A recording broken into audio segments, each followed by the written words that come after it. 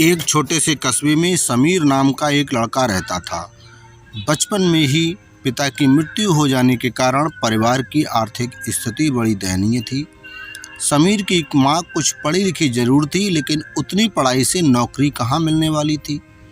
सो घर घर बर्तन मांजकर और सिलाई बुनाई का काम करके किसी तरह अपने बच्चों को पढ़ा लिखा रही थी। समीर स्वभाव से थोड़ा शर्मीला था और अक्सर चुपचाप बैठा रहता था। एक दिन जब वो स्कूल से लौटा तो उसके हाथ में एक लिफाफा था।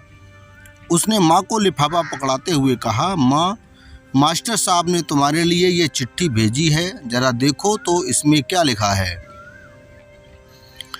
माँ ने मन ही मन चिट्ठी पढ़ी और मुस्कुरा कर बोली, बेटा, इसमें लिखा है कि आपका बेटा काफ़ी होशियार है। इस स्कूल के बाकी बच्चों की तुलना में इसका दिमाग बहुत तेज है और हमारे पास इसे पढ़ाने लायक शिक्षक नहीं है, इसलिए कल से आप इसे किसी और स्कूल में भेजें। ये बात सुनकर समीर को स्कूल न जा सकने का दुख तो हुआ, पर साथ ही उसका मन आत्मविश्वास से भर गया कि वो कुछ खास है और उसकी बुद्धि तीव्र है। माँ ने उसका दाखिला एक अन्य स्कूल में करा दिया। समय बीतने लगा। समीर ने खूब मेहनत से पढ़ाई की। आगे चलकर उसने सिविल सर्विसेज परीक्षा की भी पास की और IAS अफसर बन गया। समीर की माँ अब बूढ़ी हो चुकी थी और कई दिनों से बीमार भी चल रही थी और एक दिन अचानक उसकी मृत्यु हो गई। समीर के लिए ये बहुत बड़ा आघात था। वह बिलख बिलख कर रो पड़ा। उसे समझ नहीं आ रहा था कि अब अपनी माँ के बिना वो कैसे जिएगा। रोते रोते ही उसने माँ की पुरानी अलमारी खोली और हाथ में उसकी माला, चश्मा और अन्य वस्तुएं लेकर चूमने लगा। उस अलमारी में समीर के पुराने खिलौने और बचपन के कपड़े तक संभाल कर रखे हुए थे। समीर एक एक कर सारी चीज़ें निकालने लगा और तभी उसकी नज़र एक पुरानी चिट्ठी पर पड़ी। दरअसल ये वही चिट्ठी थी जो मास्टर साहब ने उसे 18 साल पहले दी थी। नम आंखों से समीर उसे पढ़ने लगा।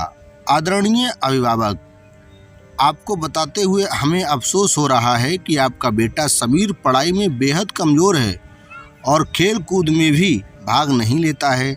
जान पड़ता है कि उसकी उम्र के हिसाब से समीर की बुद्धि विकसित नहीं हो पाई है, अतः हम इसे अपने विद्यालय में पढ़ाने में असमर्थ हैं। आपसे निवेदन है कि समीर का दाखिला किसी मंदबुद्धि विद्यालय में कराएं अथवा खुद घर पर रखकर इसे पढ़ाएं। समीर जानता था कि भले अब उसकी माँ इस दुनिया में नहीं रही, पर वो जहाँ भी रहे उसकी ममता, उसका आशीर्वाद सदा उस पर बना रहेगा। दोस्तों, रुडयार्ड किपलिंग ने कहा है, भगवान सभी जगह नहीं हो सकते, इसलिए उसने माएँ बनाई।